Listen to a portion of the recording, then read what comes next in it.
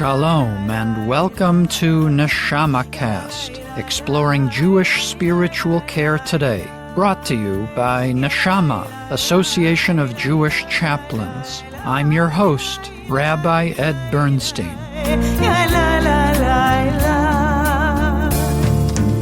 I'm happy to share that the NeshamaCast team is growing, and I wish to welcome Rabbi Katya Philo as a producer and contributor to the program. She is joining me in today's interview. Katya, welcome to NeshamaCast. Thank you so much. I am delighted really to be here today and to join you now at the microphone as well. Tell us a little bit about your background. I currently train as a hospital chaplain at Moses Maimonides Medical Center in Borough Park in Brooklyn. And I grew up in Germany, where I studied divinity and Islamic and Jewish studies, as well as in the UK and in Israel. I originally came to the US for a PhD in medieval Jewish history at New York University, and I ended up staying. After a postdoc at the University of Wisconsin in Madison, I taught religious and Jewish studies at the University of South Carolina for many years.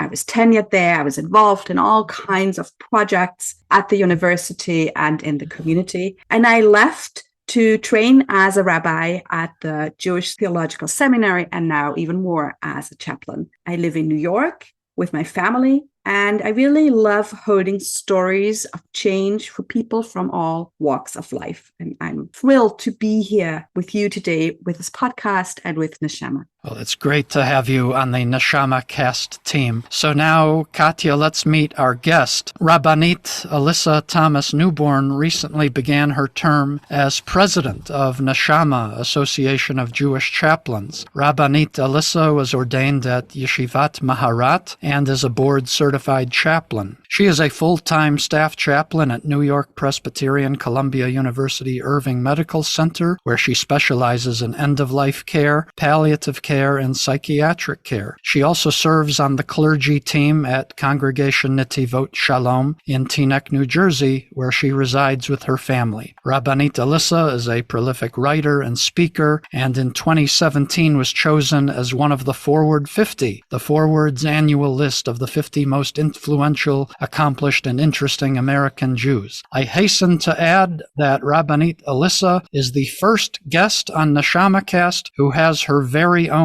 entry on Wikipedia. Rabbanit Alissa, welcome to NeshamaCast. Thank you so much for having me, Rabbi Ed and Rabbi Katya. I'm so grateful that you have created this space in Neshama, and I'm so excited to be here with you. Rabbanit Alissa, as with other chaplain colleagues who have appeared on NeshamaCast, I'd like to ask you to take us into your spiritual and religious origin story. I believe your mother is a rabbi in the Reform movement, and you are serving within Orthodoxy. So please share a bit of your spiritual journey. What was your spiritual life like growing up, and what was the path that led you to Jewish spiritual leadership? Thanks for asking. Yes, my mom is a Reform rabbi in Cantor. She has her own congregation, Temple Emet, that she started in the South Bay in the Los Angeles area in California. I grew up in the Reform community. Both of my parents raised me with a lot of spirituality and deep connection to Judaism and to tradition. And my parents got divorced when I was little. While I still had a strong relationship with my dad, I was primarily living with my mom. And she raised me with very traditional beliefs and practice. So in terms of beliefs, I grew up with Torah Sinai with a strong belief that everything in the Torah happened exactly as it is described in the history. And also in terms of practice, I grew up with strict kashrut, strict kosher eating. But at the same time, there was the pick and choose element of traditional reform, where there were other areas of our practice that weren't as, stereotypical Jewish Orthodox in terms of how I practice now. So yes, I grew up in the Reform world. And when I found myself in the college setting at Brandeis, I had the great gift of being able to explore all the different denominations and really find where my home was. And I found that both in terms of how I was raised by my family and in my own soul's purpose and calling, that the Orthodox community was the right fit for me. I've spent time in Reform, Conservative, and Orthodox, and for that reason, I have a deep appreciation for all of the denominations, not just those three, but I know that there's many more, and that there's post-denominational groups as well. And my family is a tapestry of a variety of different kinds of Jews. And one of the things that I love about chaplaincy is that diversity in my soul and in my history and my background is something that I can use in connecting more with people.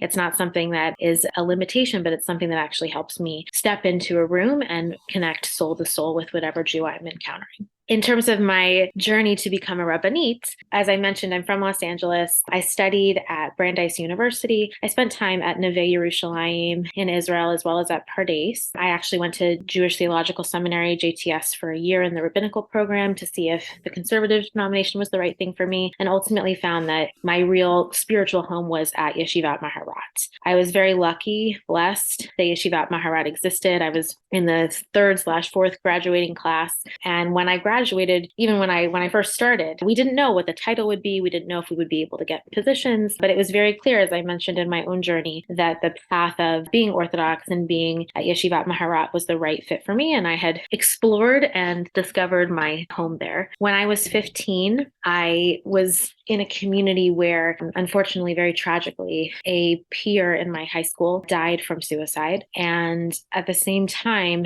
another peer's father died suddenly. And my own father, Alav Shalom, at the time had to have open heart surgery, had a stroke. And so I found myself in the hospital setting in funerals. And this was all over the course of a month. And it was that month that I found myself watching rabbis provide comfort and presence and a space for heartbreak and holiness in some of the absolute darkest and scariest moments of life. And that's really when I felt my personal call to do this work. I was 15 and I was looking at these rabbis who stepped into the darkness and did the Havli Biyadcha. They gave their hand, they sat with someone else, they sat with me. And that's really when I felt that this was the work I needed to do. What that looked like, I was interested in pulpit, I was interested in chaplaincy, and I've honestly continued to do both because I love them so much and they each inform the other. And as you can imagine, given that was my starting point and when I felt called to do this work, the chaplaincy piece is integral. Thank you so much for really sharing so generously, not just your spiritual journey, but also what brought you into chaplaincy and to Orthodoxy, as well as Yeshivat Maharat. So rich. Could you share a little bit about the history of Yeshivat Maharat and maybe a little more on how you found your way there? I started at Yeshivat Maharat, I think it was in 2012. And at that time, Yeshivat Maharat was the first school to ordain Orthodox women. So when I was looking for the space where I could serve as a spiritual leader, be able to do that with the education I was looking for and the ability to work in the pulpit setting and have options and opportunities, Yeshivat Maharat was a real blessing. It existed, it was new, and as I mentioned, it was a place where I felt like I found my home. I remember feeling that, that sigh of relief of, this is the right place for me. And Rabbi Sarah Hurwitz was the first woman to be ordained. She's the head of Yeshivat Maharat and has been a big part of my life. The teachers there and the education has a strong emphasis, of course, on halacha and on learning how to serve in a rabbinic position. Pastoral Torah is a very integral part of the education there as well. So in terms of my own spiritual growth, that was also a big draw.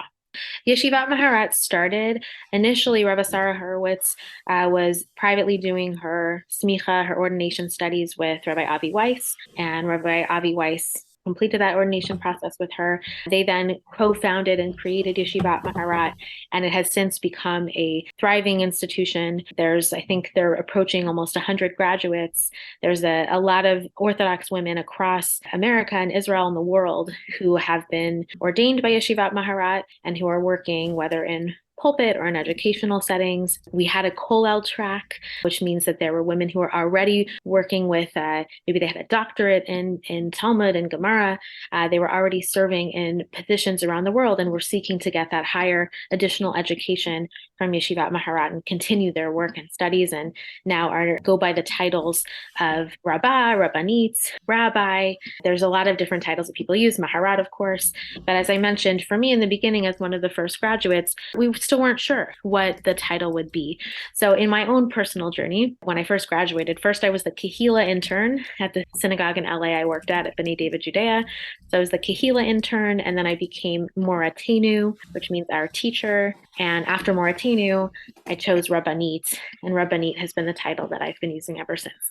Rabbanit Alissa, you mentioned your twin calls both to chaplaincy and to the pulpit, and you've been doing both and you're still doing both. Can you speak a bit more about chaplaincy? What is it you find compelling about chaplaincy, and what are some meaningful moments you've had in the chaplaincy experience?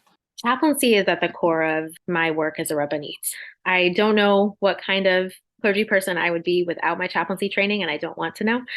I think that the CPE training is central to who I am and the way that I approach my Torah teaching and learning, as well as certainly my pastoral care. I did my first unit of CPE, clinical pastoral education, at Bellevue Hospital in New York. And then I did my other units at New York Presbyterian Columbia, where I'm working now, and at Cedar Sinai in Los Angeles. And with every CPE supervisor I had, I found that I learned how to see myself fully, my strengths and my growing edges, to tell my story and learn where I am situated in the Jewish story, and how I can best be present and supportive to those who are facing some of the worst days of their lives, and also who are facing some of the best days of their lives, Bezrat Hashem, God willing. So I think that the role of chaplaincy for me goes hand in hand with what it is for me to be a Rabbanit. I remember saying this when I started at Yeshivat Maharat.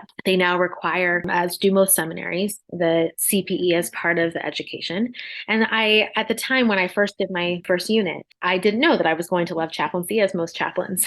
But once I got a taste, including the hard part, right? Like that first unit of CPE is kind of painful.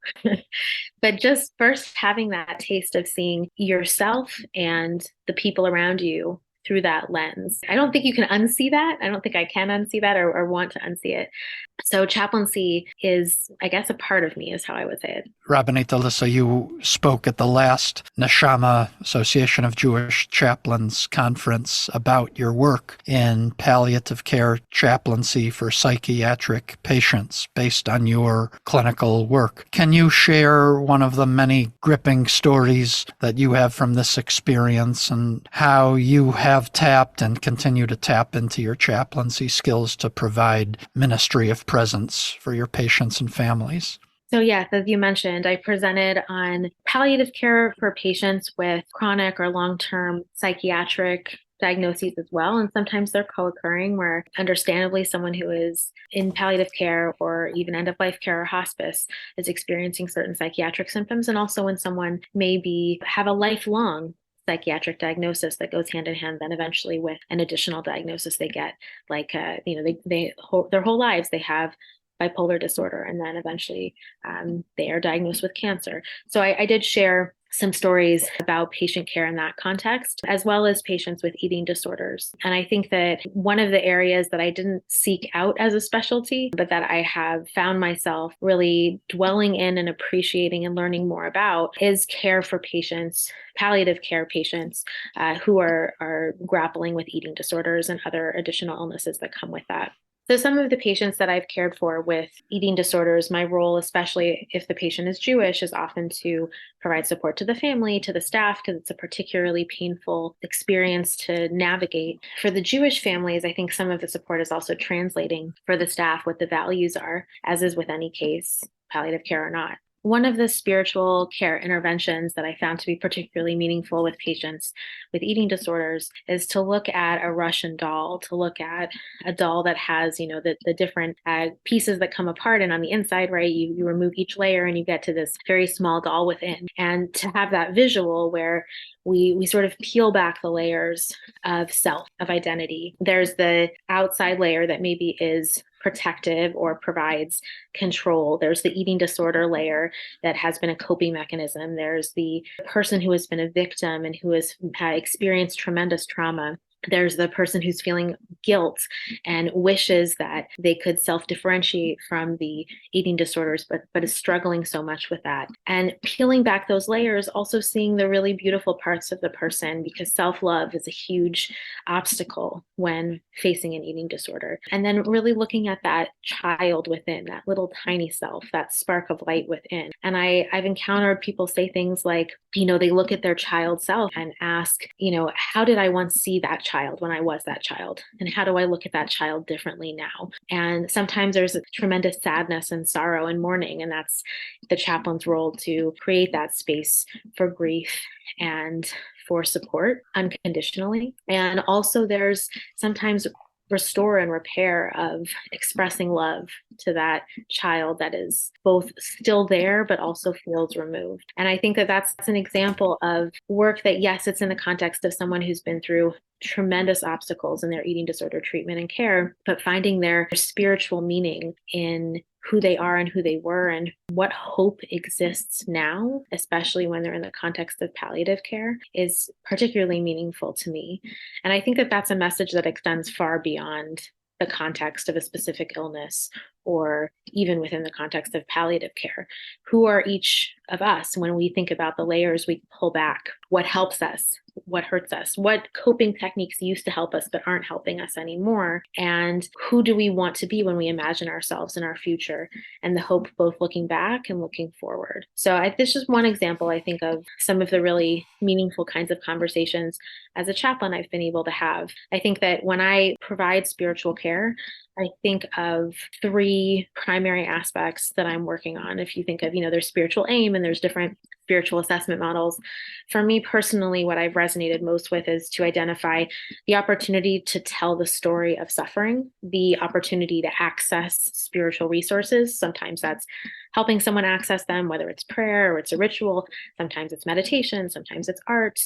And then providing that supportive presence without any sort of judgment, telling the story of suffering, accessing spiritual resources, and providing a supportive presence. Sometimes that supportive presence also includes advocacy for ritual needs or religious needs, psychosocial spiritual needs.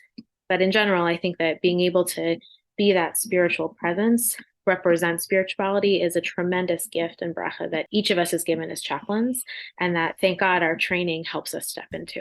As you were speaking, Rabbanit Alissa, my mind took me to a recent New York Times Magazine feature about palliative care and eating disorders. I am curious if you read that article and what that raised for you, how that might have resonated for you in terms of your own personal experience. Yes, I read that article, and I think it was a huge step forward in shedding light onto that experience for patients and families, and also the larger conversation happening within the palliative care field, as well as in the psychiatry field, because there's a lot of discussion on how to provide care and treatment for these patients and families. And I presented as part of the Consult Liaison Psychiatry Conference this past year, together with a psychiatrist and a dietitian, on one of the cases that we had. We did a poster board presentation. And I am very, very invested, as you mentioned before, in this specific topic. In terms of the article specifically, I think that, and a lot of people from NAJC have actually reached out to me about the article because they know that I've been doing this work. I think that one of the pieces that was missing from it, and that I think probably as chaplains we resonate with, is that voice of spirituality, meaning making, hope, and also loss. There's grief, there's guilt, there's tremendous pain in terms of the family dynamic and what the person, the patient, is living and the trauma that they've gone through. And I think that the article did a wonderful job of presenting the medical side of the reality. And also there was room for more around the psychosocial spiritual side. So I appreciate you raising it because I think it was a really important piece. And I also had that reaction of, the voice of the chaplain here, I think could be much, much more elaborated on. And there was a chaplain mentioned at the very, very end of that article. But I've been working on trying to see if I should write something in response. And I also know that this is a really complicated topic, the field of eating disorders and of palliative care. I guess I'll add one more thing on that. I think the intersection of psychiatry and palliative care around eating disorders is particularly open for spiritual care to provide support around. And I would encourage my NAJC colleagues to explore this as well, because in that space, there is a real question of what the role of hope is, what the role of staff support is, and especially when we think about how far treatment goes and what ethics come up when patients and families are asking for certain things. And I think that it's an area where there is a lot of ambiguous loss and room for spiritual care to step in. How has Neshama, the Association of Jewish Chaplains, played a role in your own growth and development as a chaplain? I love NAJC, and it's been a part of my chaplaincy education and career since the beginning. When I did my units of CPE with Rabbi Naomi Kalish at Near Presbyterian Columbia and the Children's Hospital as well. She was at the time the president of NAJC, and just learning from her. And I specifically sought her out because I wanted to do CPE with a Jewish supervisor where I could understand and learn about chaplaincy in the context through a Jewish lens. And so I think it was very obvious that I would connect with NAJC because it's the Jewish space for chaplains who are Jewish to come together and provide support to each other and also learn and get ongoing education in our training. There isn't a space like NAJC anywhere else. And so I think that my devotion to NAJC since the very beginning has been a reflection of the fact that I also really need this space. We know that historically, chaplaincy has often been in a Christian context or in a non-Jewish context. And that even when we step into a space, cross the threshold, that when people hear chaplain, they often think, certainly not Jewish, they may think of another faith. And so to be able to identify who we are as chaplains and what we do when we ourselves are Jewish or providing specifically Jewish care, NAJC is critical to that development. I think to answer your question, I love NAJC. I've been involved in it since the beginning of my personal work, and I'm very honored to continue to be a part of it now. Rabbanit Alissa, you've just begun your term as president of NAJC. What are your goals for the organization as you've taken on this leadership role? I mentioned at our annual meeting that as incoming president, my vision is very much so rooted both in Masorah, in our tradition of what NAJC has always offered and continues to offer, as well as thinking about innovation and what we want to be and expand upon going forward. So Masorah and innovation are constantly in dialogue at NAJC, and that's what I have seen as part of my role as president is currently to continue to flourish. In terms of the specific parts of my vision, I thought of Bereshit, Genesis. Yud Bet, chapter 12, at the beginning where we read about Avram's call to Lech Lecha, to go forth. And the language there's really three portions of what God calls Avram to do. The first is going to Haaretz Asher Areka, that it's going to the land that I will show you, which is of course referring to Israel. And I think that now more than ever, Israel is constantly on our horizon and in our hearts. And NAJC has to make Israel and the work in terms of our support of our chaplains who are in Israel, as well as those in America who are providing support, ongoing support to those in Israel, an essential part of our work. So this means creating opportunities for our membership to come together in support of Israel and exploring ways for chaplains to be a unique voice of spiritual care in the wider Jewish community, especially around Israel. So I think going into that Lech Lecha model, the idea of Israel being central to who we are in our Jewish identity, the NAJC, again, more than any other chaplaincy organization, is situated to be that light of support around Israel. The next piece of what is mentioned at the beginning of chapter 12 is that we're going to be a Goy Gadol v'yeh bracha, that Avram is going to become this great nation and be a source of blessing. And that's my hope in terms of our NAJC membership, what we can do for each other, that we can expand in our membership and get larger and larger, that those who belong with us at NAJC and it should be their home find us and we find them, and that we're a source of blessing to each other. And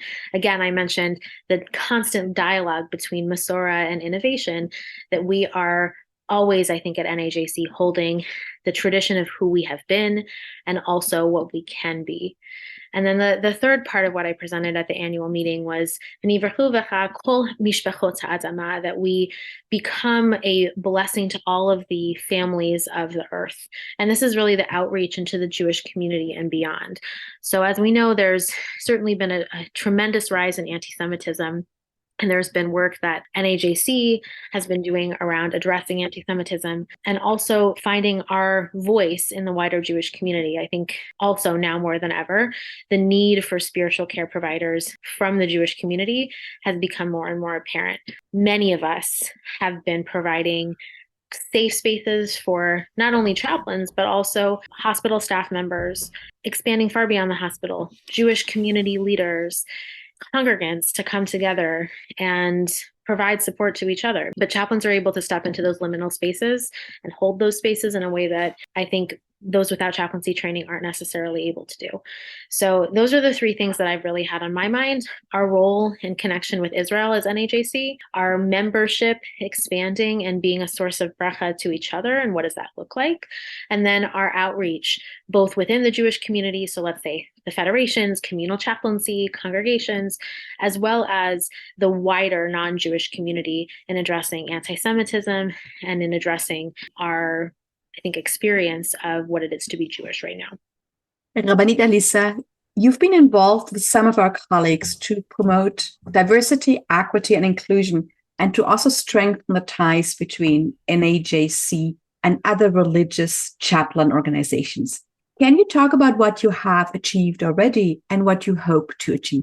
So I'm really grateful to Rabbi Rebecca Camel and her DEI committee that came together before October 7th to build research and statistics around what the experience has been for minority chaplains, especially, as we know, of course, Jewish chaplains, Muslim chaplains. So DEI has been a part of NAJC, and through her leadership and her committee's leadership has been really making strides in the wider chaplaincy world. In terms of what my involvement personally has been, at October 7th, immediately following, in partnership with Rebecca and with our executive board, I reached out to our strategic partners and our strategic partners are the NACC, the Catholic Chaplains, ACPE, the Educational Chaplaincy Organization, CASC, Canada organization, APC, which you know is the chaplaincy organization that is interdenominational or encompasses many different kinds of faiths. And then we brought in AMC, the Association of Muslim Chaplains, to come together with us as well. We know as Jews that this has been an excruciating time. And I think that the role of silence, whether that silence is because someone doesn't know what to say or they're trying to figure out what to say or they don't want to upset anyone, the role of silence can be extremely powerful. So too, the role of us coming together, even when it's very, very hard to come together, is extremely important. So my involvement in terms of our DEI work has been in working with our strategic partners to come together with AMC as well to create a task force that is combating anti-Semitism and anti-Muslim bias. And that task force has been a unique and meaningful space because I think at this time, there's been very few spaces where people of different faiths come together, certainly Jews and Muslims coming together, but our shared work in combating hatred and the fact that we had that work already happening between our organizations before October 7th has proven to be very important. And there's also been some really hard conversations to have in that space. So my hope is that as this task force continues, that we be able to, within our task force, have some hard conversations, be the laboratory for some of the work that needs to be done, and then use that to share with our separate membership organizations, which then can be a resource that's replicated. And I think that both in my hospital work and in my pulpit work, I've seen significant isolation and I've experienced it myself. And whenever I've been able to mention that this task force exists or striving to have certain conversations or recognizing certain conversations can't happen, but what can we do? That's given people a lot of comfort and hope at times where, of course, we're in the middle of war. We are experiencing, there's such trauma, and that trauma is going to need to be addressed for a long time to come. And how we see ourselves as Jews in America has forever changed as well. NAJC is able to, and I think has an obligation to share what it is that Jewish chaplains and Jewish people are feeling right now and advocate for increased understanding around what anti-Semitism is, combating hatred in all forms, and being the voice of Jewish chaplaincy. So I mentioned this at the annual meeting. But I am so grateful that I get to be in this role right now, because I think it's never been more clear that we need a Jewish chaplaincy organization, that we need to have a Jewish voice that's strong and represents and advocates for not only our patients and families, but also for ourselves in the field. And that's something that NAJC is here to do for our members.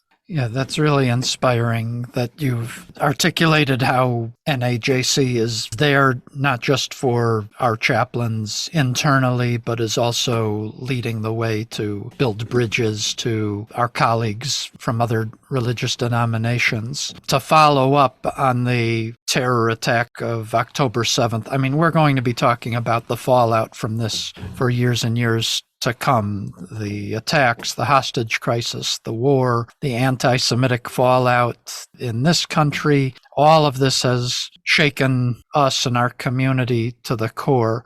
How have you been managing personally, and how have you developed your own chaplaincy practice as a result? You've already spoken about our organization. If there's anything else to add on that, please do. But I'm interested in you as a person and as a chaplain during this tumultuous time. Thank you for being my chaplain.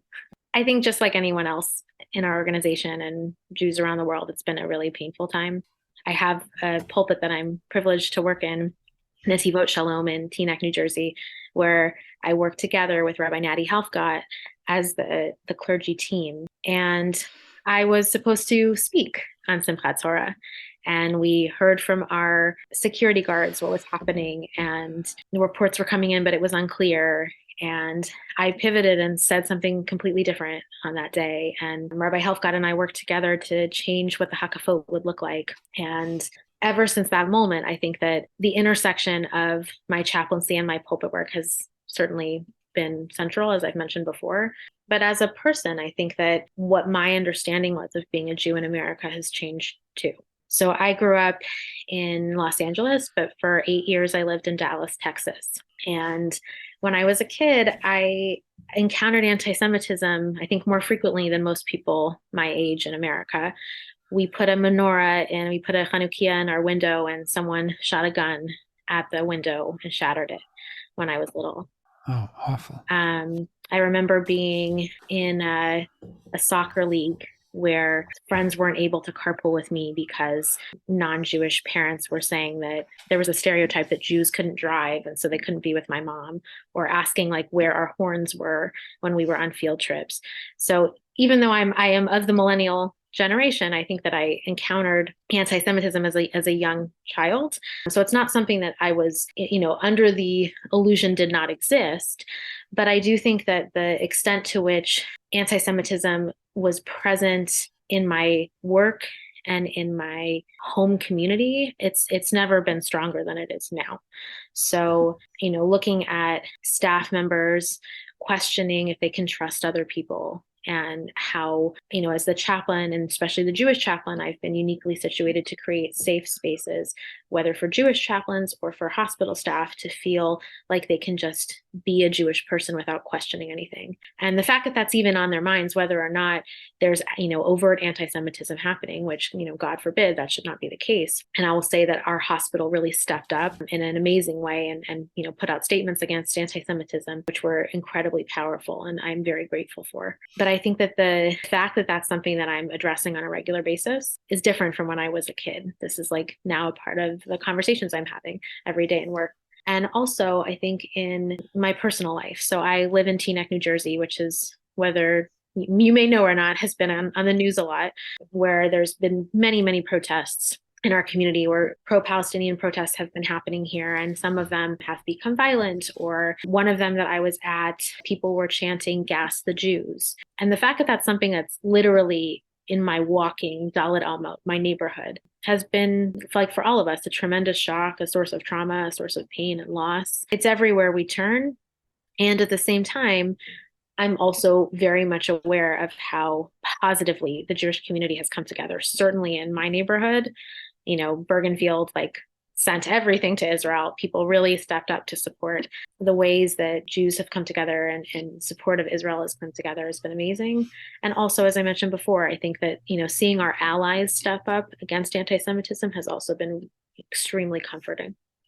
So as we near our conclusion of our time together, Rabbanit Alissa, I'm wondering if you have any additional messages you might wish to add about the role of Jewish spiritual care, managing our challenging times, or anything else that's on your mind.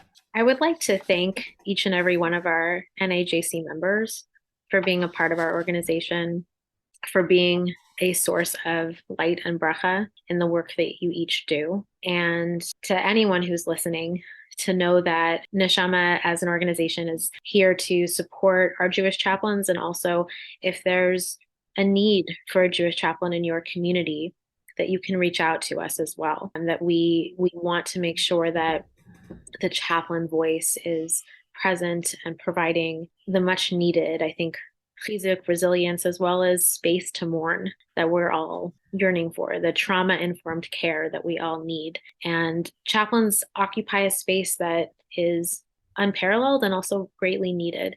So if you are a part of a community that's in need of chaplaincy support, you're working at an institution that needs a Jewish chaplain, please reach out to Neshama Association of Jewish Chaplains. And if you are one of our members, I just want to give you a hug through my voice, thanking you for being a part of this chevra, for being a part of this group of friends and peers and colleagues and family. And we are looking forward to, God willing, a bright future for NAJC, for chaplaincy, and of course for Am Yisrael and for Medinat Yisrael, for all of the Jewish people, for the state of Israel, and for all people. So thank you for having me, and thank you for listening.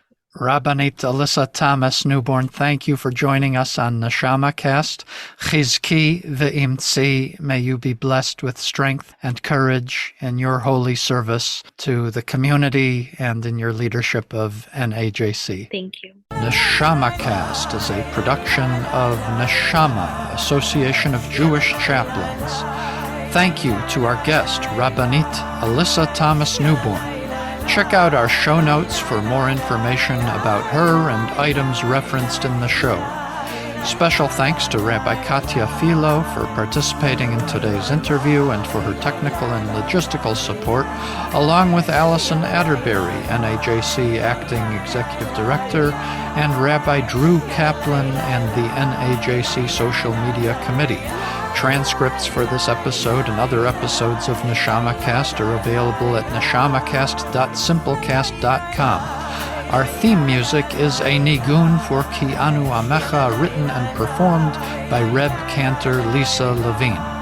Please help others find the show by rating and reviewing the show on Apple Podcasts.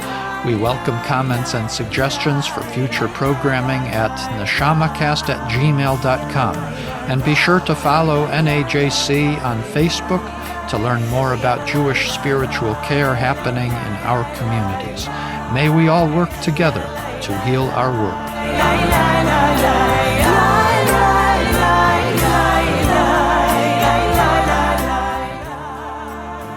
And now a final word from NAJC President Rabbanit Alissa Thomas Newborn.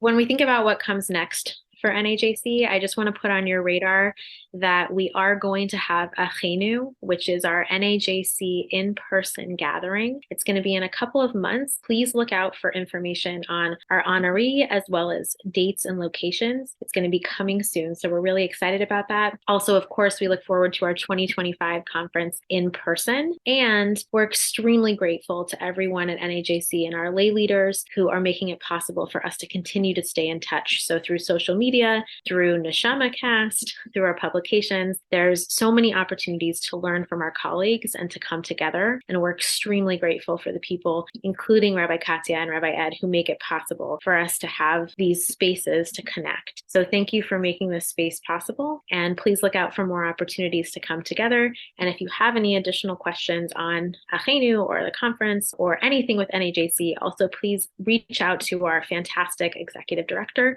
Allison Atterbury, for whom we are so grateful and for whom we are excited to have lead us in this stage and going forward.